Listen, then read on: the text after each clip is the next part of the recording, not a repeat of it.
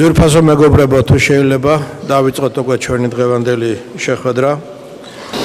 My name is Georgi Kuregiani. I'd like to greet you, and my question is, how important is the issue of Euroscepticism in European agenda, and if it's considered, what measures does the EU take to prevent it, and how negatively it could react on the Georgian integration to the EU? Thank you. Mr. Valdis, thank you so much for visiting us and for an interesting speech. First of all, I would like to greet you. My name is Bachana, Mikaia, and I represent Tbilisi Open University. My question is a little bit straightforward upon numerous chronicles. Do you see any connection between European Union sanctions against Russia and activation of Russian-Chinese relationship? I am referring about the Chinese government sent around 12,000 soldiers for military training at Russian border. Thank you so much.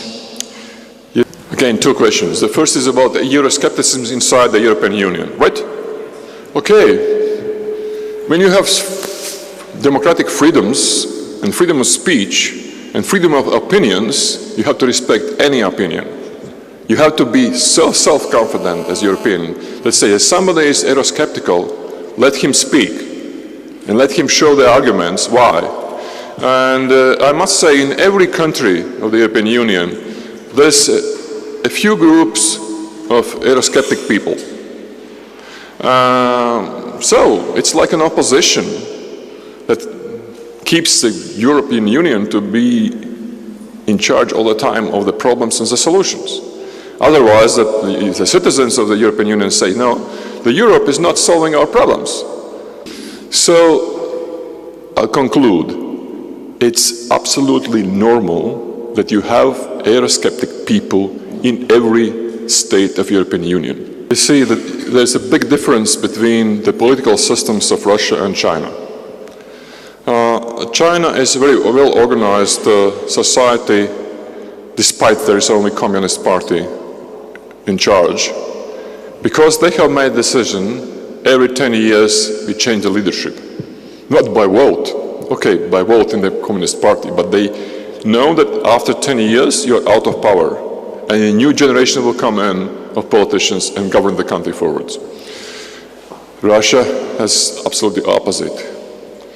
You will have Putin until the end of his life because it's a different political culture. Now about making friends, you see who are the Russia's friends today? Hungary, Greece, Cyprus in Europe, Argentina, Venezuela in Southern America, and of course China.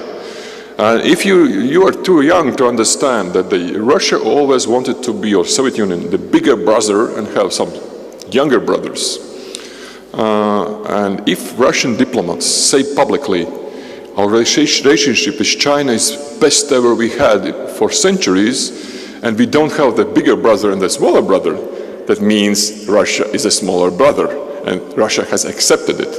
If you look at the population, China is 10 times bigger than Russia.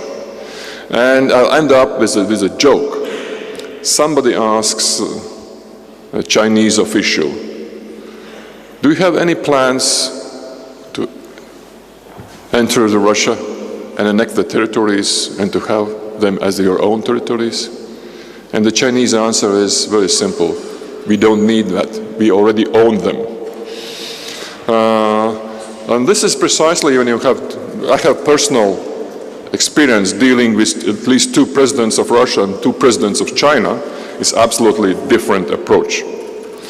They never say no, but they take everything and they take the advantage of the moment. And the Russian-Chinese gas deal was an advantage for China because the Russians didn't have any chance just to show that they are friendly with China. This is not going to work. China is a player. Russia is just on the bench waiting for their game.